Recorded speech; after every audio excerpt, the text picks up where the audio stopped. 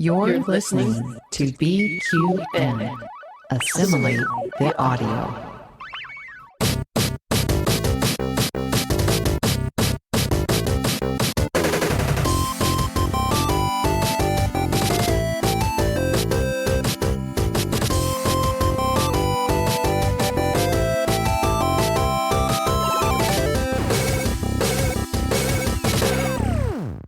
Hello there.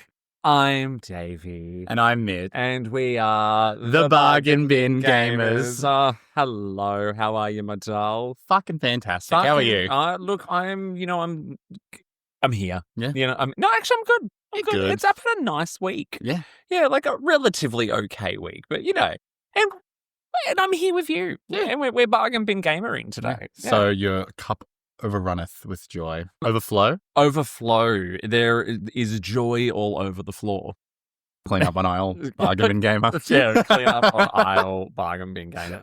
Plus, we've been hanging out a bit this week. And I think one of the things I wanted to talk about, just like straight out of the gate, is the fact that I've been introducing you to things. Thank God. So, given some gaming culture by my older friend.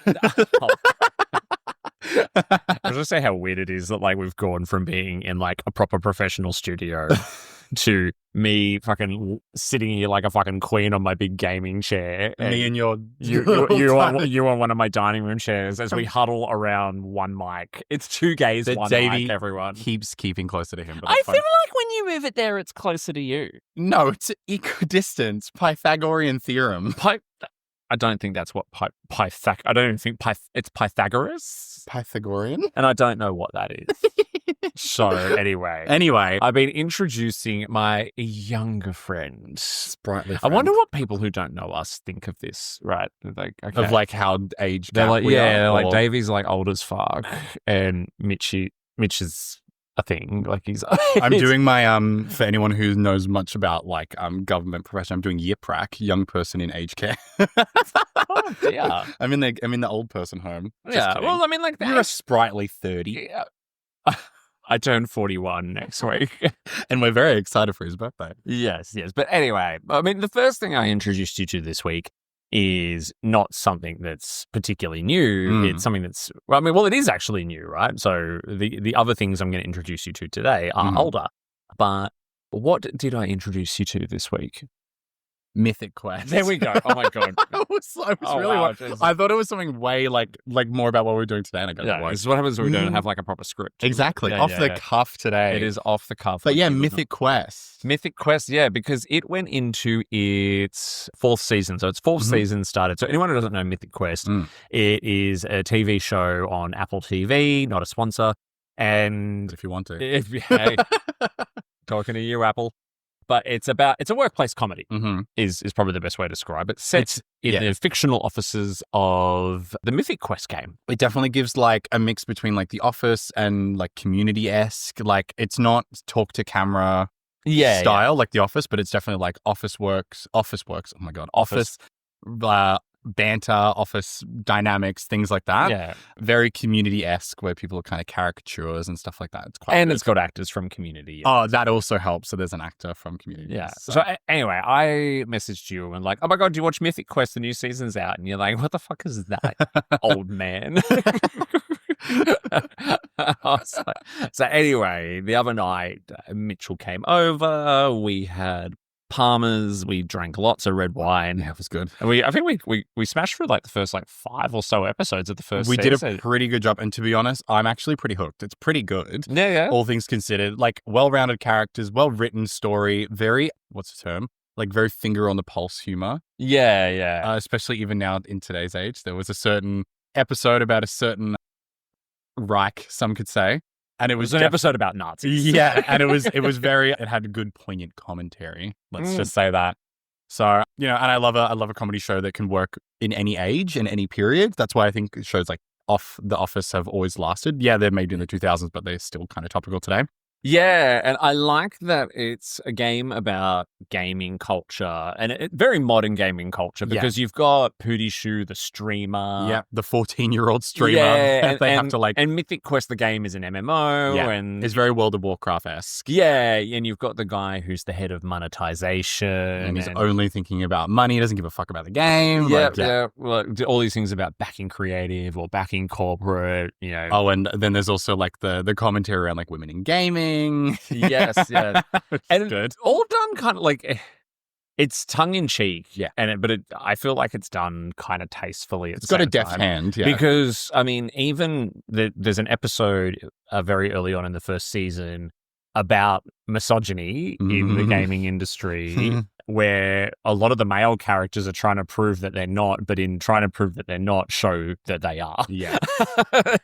And that could be a little on the nose, right? Yes. Like trying to tackle these topics can be very, very hard to do, right? And I feel like they do it very well whilst making it very, very funny and accessible to outside of gaming culture at the same time. I was going to say the same thing. I think they make it not only really funny, but also very accessible. Like, yes, they are kind of like heavy topics, misogyny, racism, XYZ, but they make it so accessible and funny and silly that you can kind of take on these harder hitting topics, but still like laugh about it. And then at the end, you're not being preached to. Yes. Which I think is really hard to do in our day and age, like not feeling like being preached to about something. So I think it's really well written. Yeah. Yeah, I think it's a very self-aware show. Yes, it very much is. Very, very self-aware in the fact that it's actually it's got an incredibly diverse cast. You've got the lesbian characters as well. You've got Poppy Lee as one of the lead programmers, all that kind of She's thing. my favorite character. Yes. Charlotte Niccardo, or Nick Dow? I think it's Nick Dow. Shout out to the Aussie in that show. She's Australian. Yes. And she also played a character in the final season of Star Trek Lower Decks as well. What? Yes. Oh my God. Yeah. There you go. Add that to my list. I was finally excited that there was finally an Australian in Star Trek. But it's also very self-aware that it's a lot of what's going on within the Mythic Quest office is just part of the problem with modern gaming culture. Yeah, it's the way the way that Poppy is always playing second fiddle to the main character of Iron. So fucking hot. He's so hard, but also it's so funny because not only is he's the guy from Always Sunny in Philadelphia, I forget his name. Yeah. He's so douchebaggy. Rob McElhenney? Rob McElhenney. I don't know. He's very hot, is what we're saying. And he's best friends with Ryan Reynolds, and just that's an Eiffel Tower. There is a Venn diagram I'd like to be in the center of. Yes, I just love those two circles. I don't know which the third part of that Venn diagram would be. It's you. You're in the middle. No, there's three parts of a Venn diagram, and then there's a crossover in the middle. So I mean, I'm sure they've got another friend. I'm sure they have hot friends. But he's very like egotistical, and even from the point that his name is Ian, but everyone pronounces it Iron for reasons that I assume is just that he wants to sound cooler. And that's all you need to know about his character. Like that's literally to the T, which I think is done perfectly. Yeah. And the whole first episode introduces you to him really brilliantly. So yeah. So Mitchell has discovered this for the first time. And I imagine there's probably a lot of it's actually won quite a few awards. It's very well known. Very famously had its first season interrupted by COVID, the production of it. But it pivoted very well, like the rest of us did. There's an episode which appears as if though it was filmed on Zoom. Amazing. Which is really, really funny. And yeah, the fourth season has just started on Apple TV. So I'm getting this one caught up. Yeah. Which is really, really fun to relive all the early episodes again. Yes, it's very funny. And so funny. I must say, and for anyone out there who is already a fan of the show and has not started watching the new season yet, just know that it's a bit of a return to form. I know, I think some people think that maybe somewhere between season 2 and season 3, there was a bit of a dip in quality, or maybe that was just me that felt that. But the end of season 3 really picked up again. And then season 4, it feels like a true return to form. If it's anything like this first season, it must be really good. Yeah, well, the second season suffered from the fact that it was one of the first procedural sort of or sitcom kind of shows that wasn't like a reality show. Because how RuPaul's Drag Race was famously if not the first show to go back into production during COVID lockdowns and all that kind of stuff. With all of the different like mandates and stuff that they had to follow and things like that. Yeah. So second season of Mythic Quest was one of the first like full-on like sitcom dramedy kind of shows to go through the same thing, right? Yeah. And when you watch the second season, especially now, it'll be interesting when we get to it. Yeah. You can kind of tell. Is it kind of like that hollow world kind of sensation where there's not like lots of background acting and like there's not a lot of lots of scenes outside. Yeah. But also lots of people, if they're interior, solo shots, like they're not all together. I kind of there's an episode in the second season where Poppy gets some kind of Women in Gaming award, and it's this big outdoor awards ceremony, and all the tables are really far apart, and there's only like 4 people on each table, and all this kind of. Where normally I feel like a scene like that would be done inside like a big ballroom or something, like a gala or something. People around. And I know there's another scene where David goes and speaks to the HR manager, and she's outside having lunch, and there's like 2 background characters in this big empty outdoor space. So I think that's going to be like, not to sidetrack, but there's kind of like a renaissance going on at the moment of like early 2000s bad CGI where you're like, wow, what a time and place. This is going to be one of those where we look back on it. It's like, what a time and place. Like media this was where we all had to kind of just adapt to it. I know. Not that I want to get too much into reliving the COVID years, but thank you. There is a bit of that. There is a vibe to TV shows and movies. I'm only seeing it now. Yeah. Like I think I watched hindsight I watched a movie on a plane last year. I can't remember what it was. It's some horror movie, which was so clearly filmed because there is like 3 characters in the whole thing. There's even a scene where like one of the main characters is in a big shopping center and there's like no one else there except for one staff member scanning very stuff. Good, yeah. Anyway. So Mythic Quest. It's really good. It's very tongue-in-cheek. It's got really great references. So if you're a gamer or you love gaming culture, it's like perfect. Yeah. But even if you're not like the biggest gamer or like don't know that much, it's still super accessible. So I think it's like a perfect watch. Like I'm really excited to watch more. Yeah. It's got a lot of heart to it, which I think is one of the keys to a good comedy where even the characters can do some awful things sometimes. Like you still just kind of love them. Like Schitt's Creek style. Yeah. Schitt's Creek style very much. Yeah. Well, I do know, and this is just from knowing about Always Sunny in Philadelphia, the character of Ian, I forgot his name. He's like Rob McElhaney. If you ever are looking to experiment with men, please let me know. But he is notoriously like a big gamer. So obviously this is probably like a passion project for him. And I assume some of the other cast, I can't speak for them because I don't know. But I can imagine like a lot of the cast members probably do like love gaming or like they are avid gamers of some description. So you can kind of tell because they've got their references down like really well. So Absolutely. So yeah. Plus, there's lots of wonderful, like, we've got queer characters, everything like that in it. It's super, super fun. And, I mean, sometimes the lesbians are the butt of the joke, but it was very hilarious to see in one of the most recent episodes where one of them got handed a book that said, dogs suitable for lesbians. Oh, my God. That's all I'll say. I do think that it's okay to poke fun at queer people sometimes though. If you are queer though, like if you have like queer writers and you have queer people, I think it's okay to make queer people the butt of the joke as long as it's in good taste. You know what I mean? That's in good taste. So the book was put together by the assistant. Oh yeah, the psycho one, psycho sister. Shout out to you, random woman. So it kind of makes sense in context of the character because she's like a massive bully. She's a massive bully, but she's like, oh, this is like they're looking to buy a dog. I think this will be really helpful. So she puts together a scrapbook that says "Dogs for Lesbians." Or so funny, but that is funny though. I don't know. Maybe as a gay person, I'm not the arbiter of what you can and cannot do to make fun of people, but I do think that's kind of funny. All right. Mythic Quest, if you have not got on it, get on it. It's so much fun. It does require an Apple TV subscription.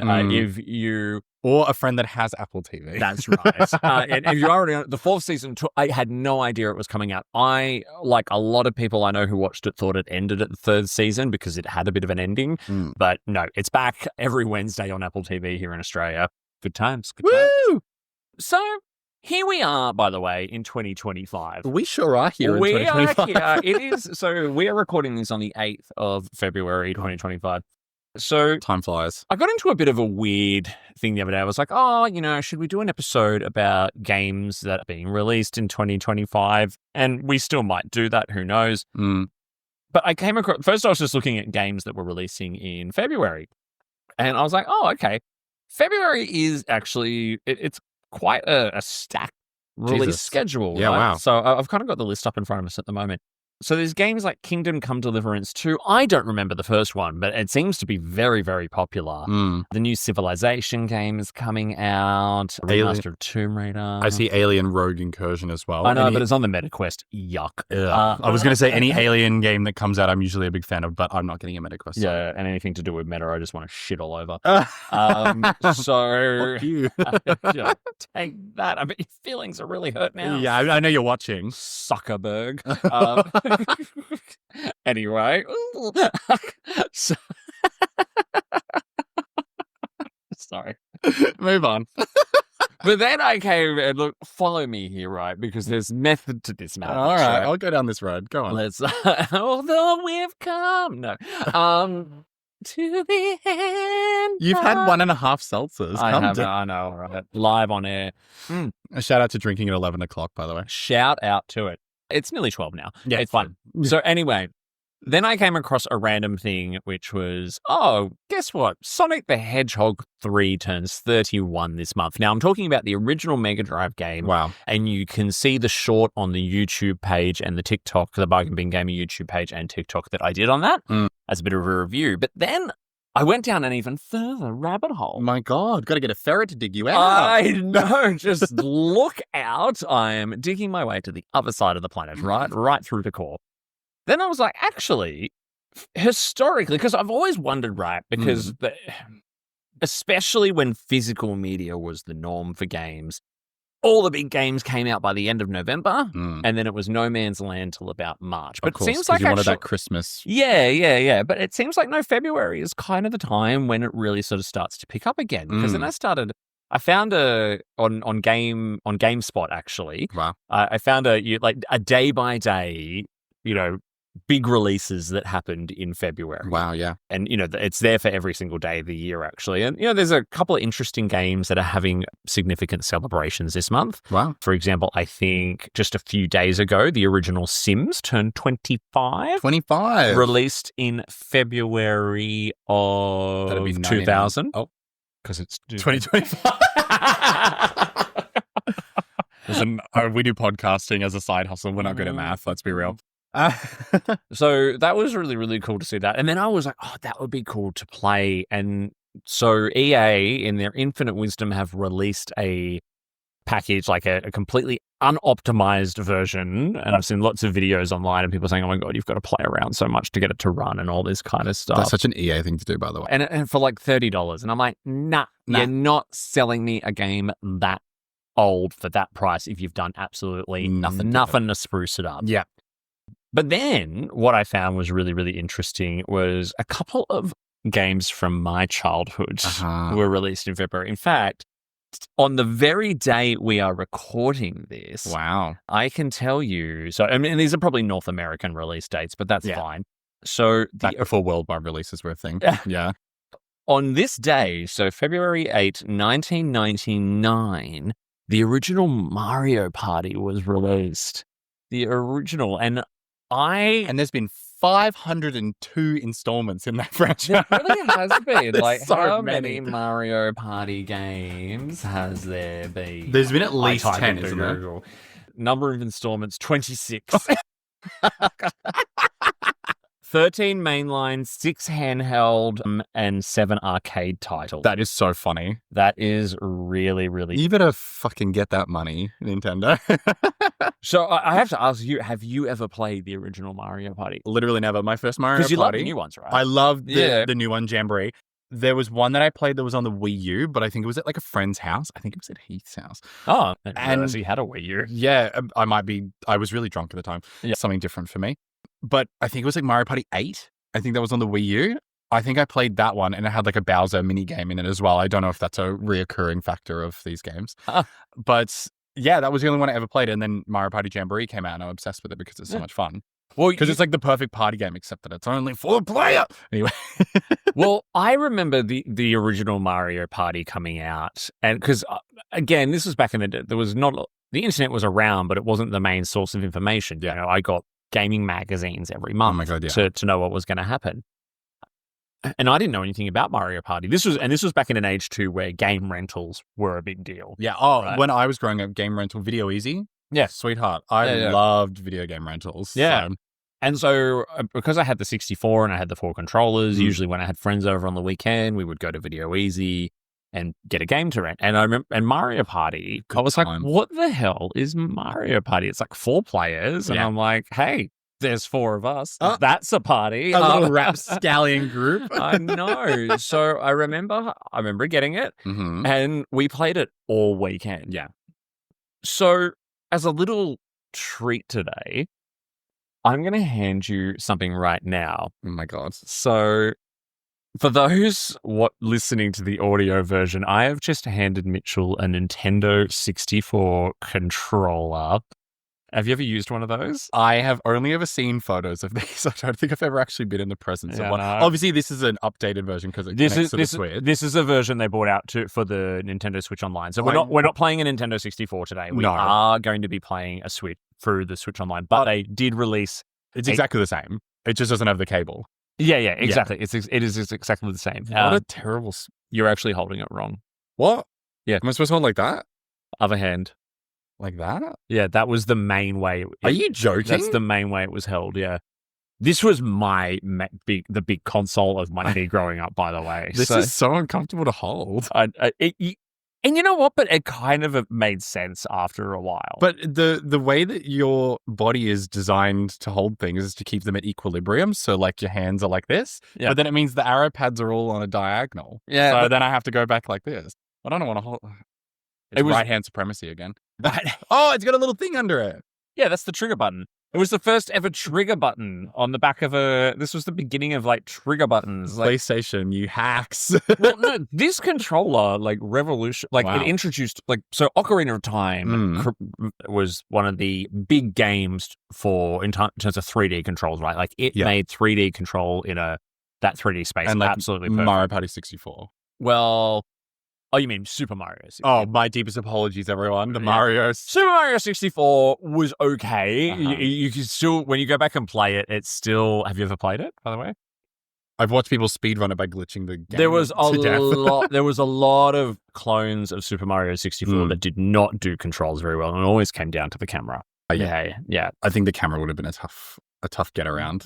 So what we're going to do today is we're going to play not 1, but 2 Nintendo 64 games that were released in February. Starting with the original Mario Party. So the way this is going to work is Mitch and I are going to go and have a round of it, and then we're going to come back and tell everyone what we thought. Yeah. And specifically, I really want to get Mitch's thoughts on this, right? Because 100%. These are games from before. I mean, he was alive, but very much before his gaming awakening with Pokemon. I wasn't even conscious by this point. Technically, I was only 2. I mean, you were around. But the 64 was my console, right? So I want to see, how he reacts to the games that made me. Yeah, you're sharing a little piece of yourself with me. Very sweet. So, for those watching on YouTube or listening on the podcast, we will be back soon with our thoughts on this. For our BQN network patrons, we are very excited because if you head over to patreon.com/BQN, we will include the full video of Mitch and I playing the game together, along with the gameplay. Some gameplay reaction. Yes. Speaking of, I totally forgot network patrons. I can't believe you forgot. I forgot because I thought you had a charming segue that you were planning. Did not write a script. Network patrons, BQN network patrons, we love them. Yes, especially this show's new associate producer, Sam Johnson. Sam, thank you so much for your financial and emotional support of the show and the network. Remember, if you would like to help keep this and other BQN programs coming to you every single week, head over to patreon.com/BQN. You can sign up for as little as $1 a month. Wow. $1 a month. That helps us with all the tech that we need to run our shows. Mm-hmm. And like I said, you can head over there now and you can see Mitch experiencing Mario Party 64 for the first time. So for everyone else, we'll be right back. We'll be right back.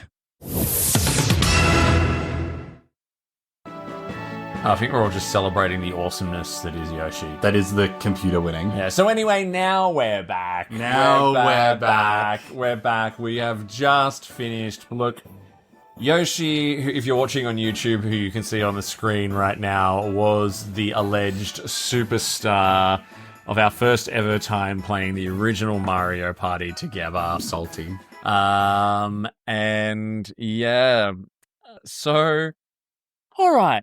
That took a while. It took a long time. That's an hour of my life I'll never get back. So thank you to our network patrons who actually sat through all of that over on Patreon. But everyone else, welcome back. We've just finished our first game of the original Mario Party. So we booted it up and we played on the Mario Rainbow Castle or something along those lines. So Rainbow something. Oh, dude, you're yawning your ass off there. You're really enjoying it. It was, well, I worked my ass off just to get shafted by bonus stars, which I don't play with on Mario Party Jamboree. Yeah. I think they're bullshit.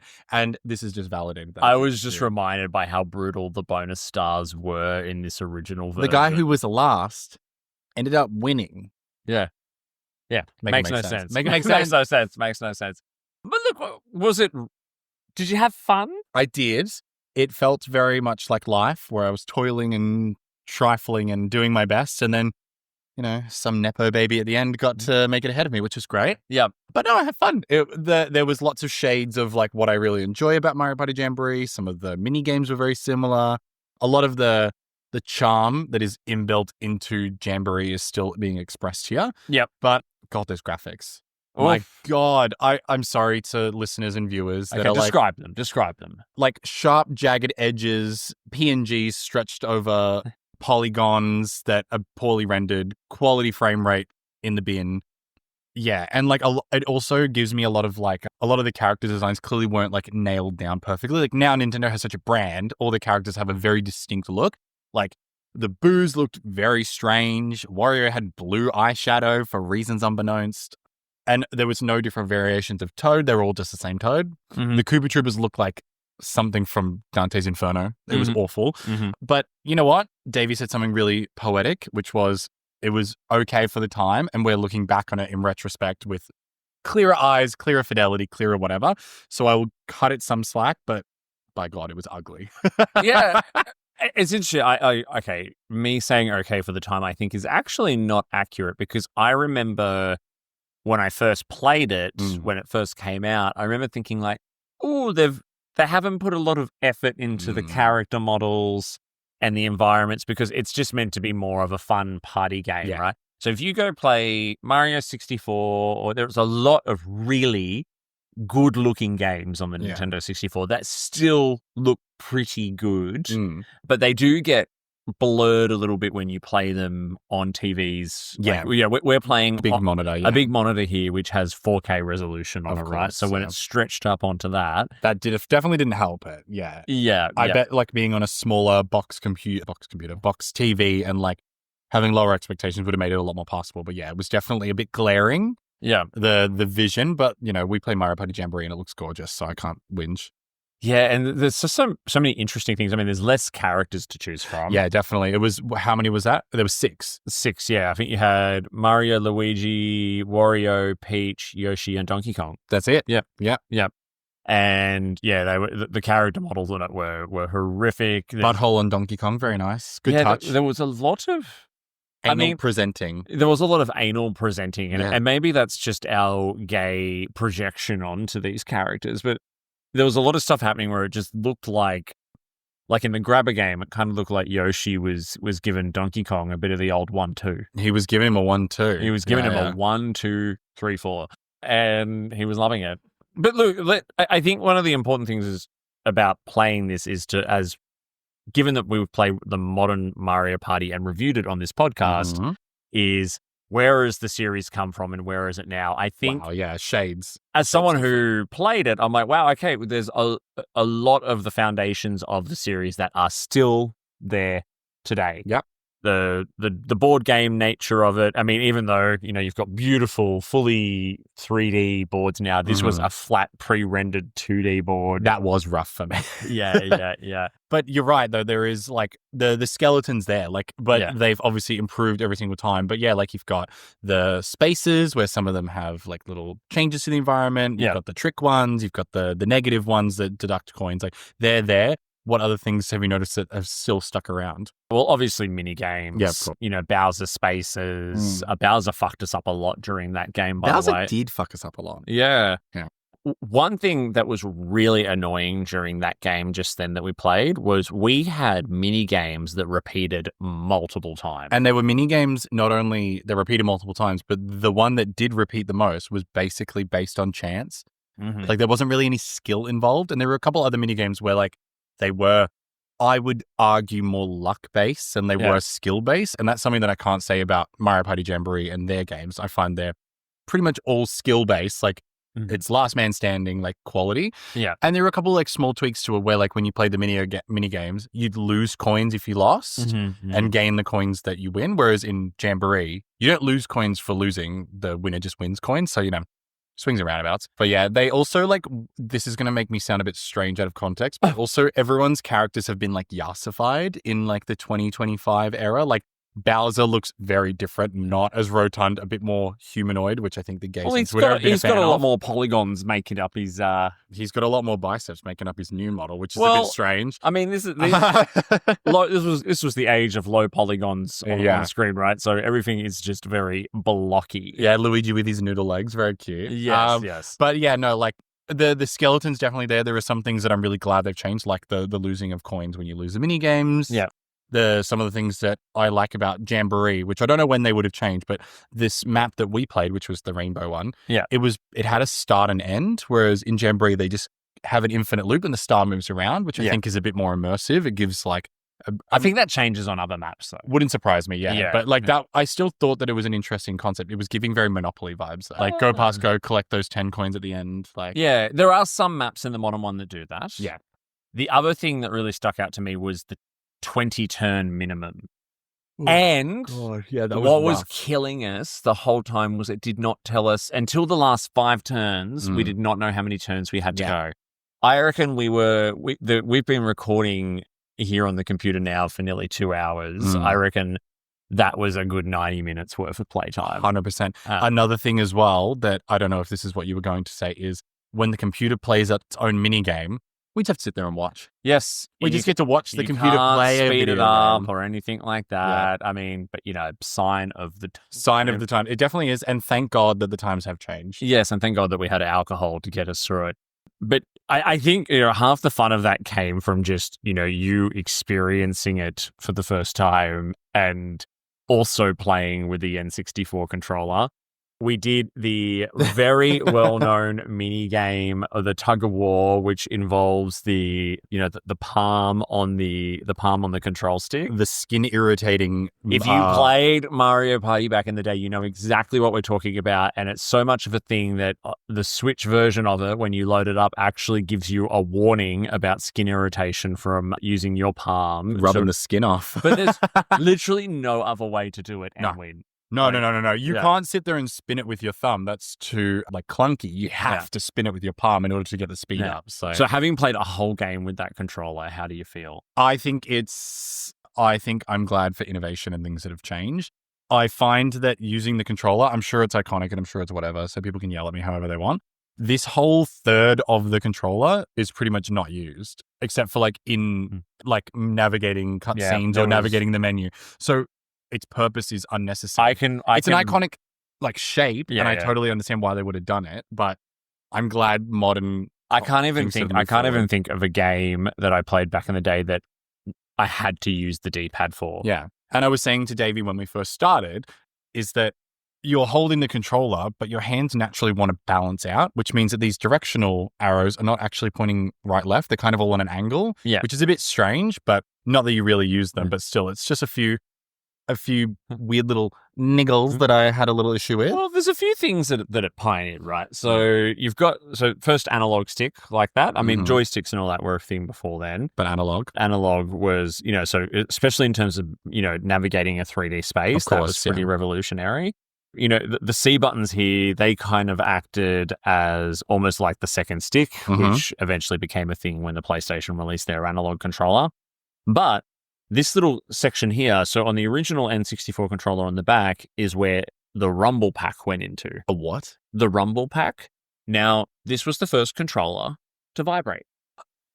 I bet some kids had a bit of an awakening with that. But it was a peripheral that, so you had to clip it into here. But the problem was that's also where the memory card used to clip it. So you could either rumble or retain save. Fortunately, the majority of games on the N64 had saves on the cartridge. Right. A few of them had, you needed the controller pack for. I think they eventually released rumble packs that also doubled up as what they called the controller pack, which was the memory card as well. But yeah, interesting little beast, isn't it? I'm kind of glad that controllers aren't shaped like that anymore, especially because the controller does denote being held like this, just based on like the symmetry of its design. Yeah. Like if it was designed to be held like this, you'd assume it would be designed symmetrically. But anyway, is what it is. Loved it. Loved it. Loved. I don't think there's any need to make it gay. No. There was no gay characters. Apart from us, again, projecting what we thought was gay humping actions onto the characters. And Bowser's technically gay now. Well, a gay icon, I would say. Yeah. So if you were to sum up your first N64, like proper N64 experience. Yeah, that was my first ever N64 experience. It's an iconic console. It was very charming. Like I can understand why it's had the cultural significance that it has had. Like I've seen games that came before it, and I know games that came after it, obviously. But obviously, this was quite a revolutionary piece of technology. Can't get behind the weird quirk of holding the controller in such a strange way, but that's fine. They were trying something. The game was ugly, but very charming.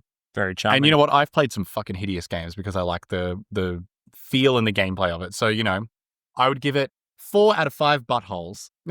And there's some buttholes for you. Another Mythic Quest reference. Yeah. and it is so interesting, right? Because, I mean, Mario Party is an iconic game franchise, but it's certainly not the best of iconic Nintendo 64 games. No. Super Mario, the 2 Zelda games that came out on it, GoldenEye, Perfect Dark. It'd be interesting to see you play GoldenEye because first-person shooters have come a long way since GoldenEye as well. Imagine.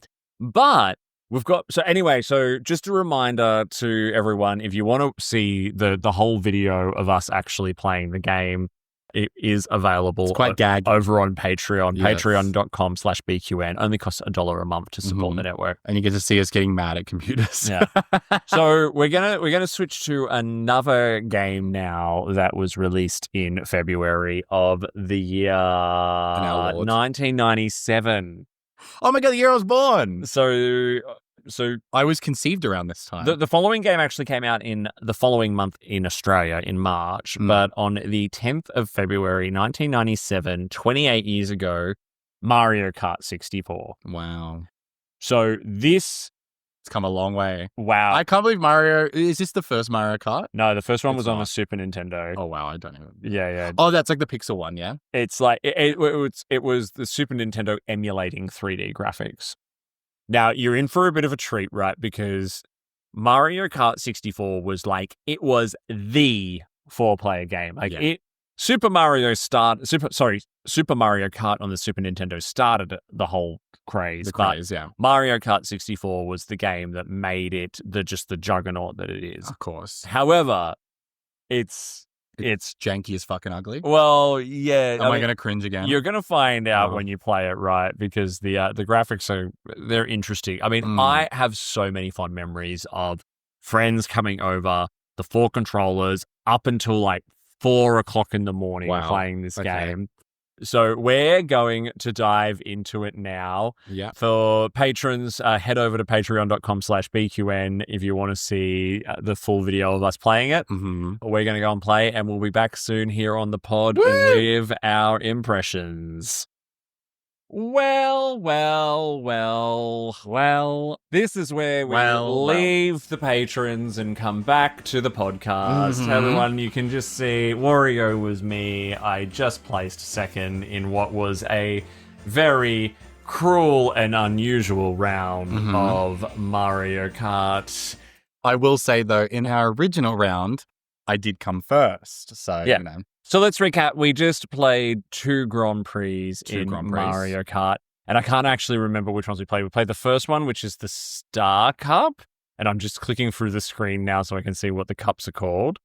So we played the Mushroom Cup. The Mushroom Cup, which was Luigi Raceway, Moo Moo Farm, Koopa Troopa Beach, and Calamari Desert. Yeah, and then we did Star Cup, which was Wario Stadium, one of your faves, Sherbet Land, which I hated, Royal Raceway, and then Bowser's Castle. Royal Raceway and Bowser's Castle. So, all right.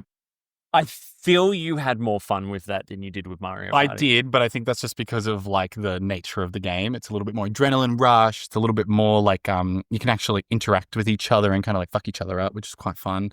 Yeah, and also it's based on skill instead of luck, which I always prefer. You kept like going, fucking love Mario Kart. Fucking love Mario Kart. It's because the first Grand Prix we did, I did a very good job because there was no ability to fall off the track. we were playing on 50cc, by the For way, reference, which is the easiest mode you can play on. Fucking love Mario Kart. No, it was very good. I was saying while we were playing that the punishment to like the punishment for failure or for mistakes felt a lot more severe in this game. Like falling off the map, like you were fucking frozen for like, I felt like 10 seconds. It was so long. And like you bump into a wall in like the Wii Plus versions, anything from there that I've played, you just kind of bounce off. Whereas this, it's like, oh, you like spin out. I was like, oh my God. And it also felt like some of the items weren't as useful. The red shells couldn't go as far as they normally would in like a more modern game. So they were a little bit less useful. And the boosts seemed like they didn't really do too much. But yeah, it was you hated the boost. Well, I was getting the boost a lot in the first Grand Prix, and I was like, this is getting me kind of nowhere. Because it was like jolting the camera, and I was like, oh my God. Oh my God. And my motion sensing abilities or my depth perception was really off by this game, because when you held an item behind you, you zoomed out further. Yeah. And because there were 2D sprites, I was like, where am I in space? Help, I can't aim anywhere. But all things considered, I had a lot more fun playing that because it was more competitive. It was more skill-based rather than luck-based. We got to interact a bit more. We could shell each other and fucking... It's chaos. It was utter chaos. Mario Kart 64 is, in terms of like the 3D Marios, I think chaos reigns supreme. Supreme indeed, yeah. Because the controls, I find, because you're the 2D sprites as opposed to like a 3D character model. Yeah. It's really floaty and very glidey. Yeah. And like being able to do the, what do you call it? The drift? The drift, yes. The drift is really, really hard to do. And I can remember as a kid, I aced it. Like, and now I really can't quite do it anymore.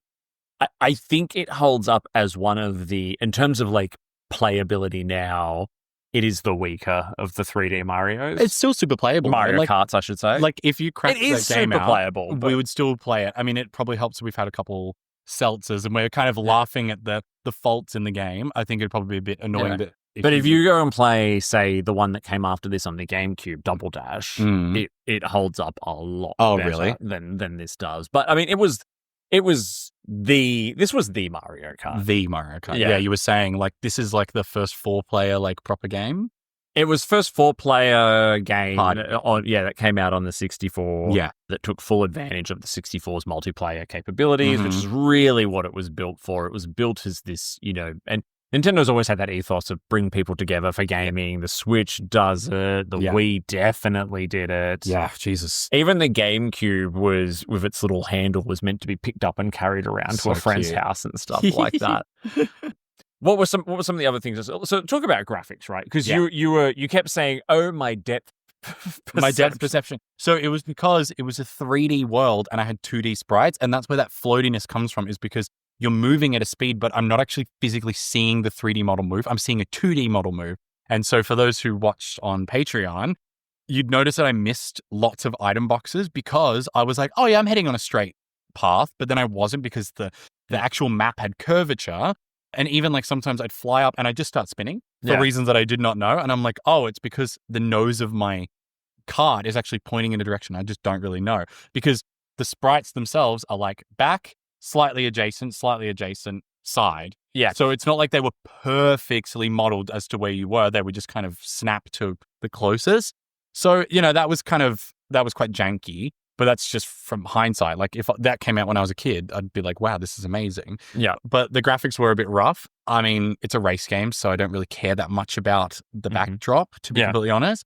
Places like Calamari Desert were pretty aesthetic looking. Sorbet Beach was pretty nice. Sorbet Beach. Is that what it's called? Sorbet?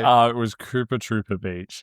What's the sorbet one? There was no sorbet. Oh, Sherbet Land. Sherbet Land. Oh, don't make sorbet. Fake fan of that. Okay, which was the favorite course that you played, right? So out of Star Cup and Mushroom Cup. Unfortunately, my favorite was Mushroom Cup. Yeah, which one did you like the most? Which race? It's between Moo Moo Farm and Calamari Desert for me. Ah, okay. Yeah. But I have like a long-standing love for Moo Moo Farm and specifically Moo Moo Meadow. Yeah, when it was remastered in Wii, so I think that's my favorite. And I kind of referenced that when we were playing. I feel like you have probably played a lot of the remastered versions of these tracks. Yes, every single track that we played, I've played the remastered version. They were not new to me. Yeah, and there was not really much difference to them, which I guess pros and cons. But they were probably mine. What about you? Which one was your favorite? Wario Stadium is my all-time favorite Mario Kart track. Very unforgiving track. It is incredibly unforgiving. I don't know. There's a great shortcut you can pull off in that right near the beginning, but I remember trying to pull it off as a kid and literally starting the game over and over and over. Oh, really? Because you just wanted to do it. However, even if you do it, you're not assured to win because, the game was famous for what they called its rubber band physics, which I was talking about to you whilst we were playing, which is where the blue shell, for example, was invented because the N64's memory could not quite handle if players got too far apart from the track. So if you're playing one player, the blue shell will just smoke you. It'll just come just to even things up because otherwise the console will shit itself, blow up. Unfortunately, and the emulation is still running by that logic. Yeah. So that's kind of where that came from. Yeah, that was interesting. And then it kind of I mentioned it just before, but like parried down to like the red shells being basically useless if you're too far behind because you can't even actually see the players kind of in the horizon. You can see their items spinning around them, but not the player. Yeah. But the red shells will not be able to find them unless they're kind of within your line of sight. Yeah. Whereas in more modern games, they'll hunt down the next bitch, basically. Yeah. And I felt like I'm feeling really like almost headachy after playing that. I don't know. We've got the spotlight on here as well in front of us too. I'm used to being in the spotlight, don't stress. But like I felt like really heavy-eyed and kind of I think it's because of tired after playing that. Do you know what it was? I think it's because we're so used to like shaded games and games that are less motion sick. It's motion sick, but also I think the colors were so red, green, blue, like they were just so bright. We're used to like shades of colors, whereas I don't think they really had that mastered down. But then of course the motion sickness that I currently am experiencing. Yeah. But I guess when you were a kid, you probably didn't care. Yeah. You were like, who cares? But again, it's the same as what I was talking about with the graphics on Mario Party or any N64 game. It looked different on a CRT TV. Of course. My friends and I would play it on a CRT, like the size, not much bigger than a laptop monitor, like a 15-inch laptop monitor. And we were just till 4 o'clock in the morning. Right up near the screen as well. Like one more. And that probably made the graphic even worse based on being on this 4K TV because the frame rate was probably stop, start. Yes. Eyeballs. It's almost like too clear. Yeah. Right? It's like, cool. We get to see all of the sticky tape and the staples. Yeah. But loved it. I give it 4.5 buttholes. So you fucking buttholes. So you definitely had a lot more fun with that than you did with Mario Party. Mario Party's fun, but I think I've benefited from how it's changed and mutated and become a bit more user-friendly. I think the bones of this game are still exactly the same. Like I picked this control up and knew exactly how to play it, and the skills that I had from playing previous Mario Kart games came out in this. So I think that denotes it as more of like a classic game in my brain because they haven't had to tweak it as much. They haven't had to change the formula. They just kind of reinvent it, add a new skin of paint on it, chuck maybe a couple extra maps in every now and then have to market. You know what I mean? So yeah, I think this was a bit more up my alley. It was one of the it wasn't a launch game, but I'm pretty sure it was first year of the N64's life that it came out as well. Like big launch games for the N64 were like Super Mario 64. I think Pilot Wings and Wave Race came out, followed shortly by Star Wars Shadows of the Empire. And then Pokemon Stadium? Pokemon Stadium came out much later. Oh, really? Wow. Yeah. There you go. There you go. I still feel like, it's something that you could probably get a bunch of mates to play like 4-player on that. Oh, yeah. That'd still be fun, like, to this day. Like, that game, because of the jank, because of, like, the faults in it, it makes it a bit more eclectic. Oh, yeah, the chaos, right? When people are just, especially like on the last one we played, which was the Bowser's Castle. Oh. That was just, oh my God, like, it's just a million things everywhere. Oh my God, those thump things. Oh my God, they were a pain in my tit. And it's kind of funny too. What I love about Mario Kart is just the laugh out loudness that you have. Like even when you get totally smoked, you're like, it's hilarious because you hear like all the little characters going yahoo and all like Mamma Mia. And all when that you kind threw of that stuff. blue shell and it hit a bunch of people and he went yeah. But yeah, you're right. Even like the players kind of throwing a hissy fit because when I kept falling off in Sherbet, whatever it was, I was like, fuck! Like, I was so mad. And like, it was funny for Davey to watch because he was just like, ha, you suck. So how would you rate your first N64 experience? Very charming. I really enjoyed it. I can see why people like fell in love with it, especially if there was nothing really like this prior to. I can imagine that this would have just fucking taken the childhood player base by storm. Yeah. I thought it was really charming. I can see it's good to see as well because it's almost like I'm looking at like my grandparents because I've seen these games. Jesus, okay, they're not that old. The whole existence of my life old. Okay, which is not that long, but well, it's old for me because it's my whole life. Yeah, but for me, I'm looking at these and I'm seeing like the skin and the bones of games that I've fallen in love with in my later years. So it's almost like I'm like, oh, thank you. I'm looking at the things that my games have stood on the shoulders of, which is very charming. So, well, like what other iconic N64 game do you think you really want to try next? So I reckon it's got to be like either like Mario or Zelda or something like that. Which one would you go with? I would like to play Zelda. Zelda's really high up there because I really want to play Zelda. Yep. I think I want to play Super Mario 64 as well because I've heard many things about it. Yep. And maybe some Pokemon Stadium, but that might just be me in my free time. Pokemon Stadium, sorry. Pokemon Snap was fun to play. I would like to play Pokemon Snap because I've played the new one. I haven't. I love it, so. I reckon we've got to give you a GoldenEye as well, which is on here on the Switch. Mm-hmm. And wouldn't mind playing Banjo-Kazooie because I've never played their game. I know him as a Smash character. Banjo-Kazooie is really good. Banjo-Kazooie is a lot like Mario 64, 3D platformer, made by Rare when they were at their peak. Blast Corps was a good fun game. Harvest Moon 64 was like an original farming simulator. Cute. But yeah, there's a lot of gems on here, and some of them, like Zelda, for example. Yeah. Like, it still plays really well today. I really want to play that. And I just, even whilst we're recording, I just need to load it up just so that we can get a little bit of this in our lives. Hang on a sec.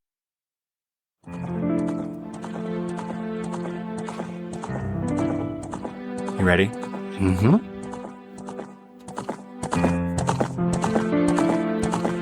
And ready? Here it comes. And...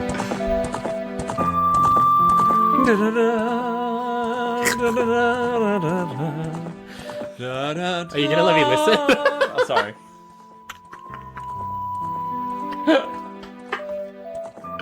I've heard this before, but yes, very nice. It's nice, isn't it? It's very nice. Lovely. Yeah.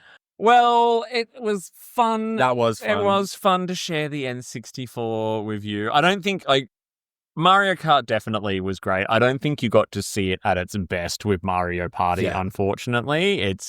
It's a title that has definitely come a long way. And sometimes, the original is not the best. No. Sometimes change is good. Yeah. Sometimes change is needed. But anyway, that's it from us for now. Remember to head over to Patreon and become a patron member if you would like to see the full version of this podcast with our gameplay exploits. And our yelling and screaming. Which, trust me, it's a lot of fun. We might do some shorts on YouTube later on down the track. But hey, until we see you again next time, I've been Dave. And I've been Mitch. And we've been the Bargain Bin Gamers. Oh, yeah. Oh, yeah. Oh, yeah. Oh, yeah. If you enjoyed this episode, make sure you give it a big thumbs up on YouTube or follow the podcast wherever you get your podcast from and leave us a 5-star review. Be sure to follow us on Instagram and Blue Sky and follow along on our live Twitch streams. You can also continue the conversation in our BQN podcast Discord by clicking the link in the episode description. Don't forget that the Bargain Bin Gamer is part of a larger network of podcasts called the BQN. You can support this and other BQN programs by becoming a patron over at patreon.com/BQN. We'd love to hear your feedback on the episode. Leave us a comment on YouTube or send us an email to bargainbingamer, GAYMER, @gmail.com. Until next time, au revoir.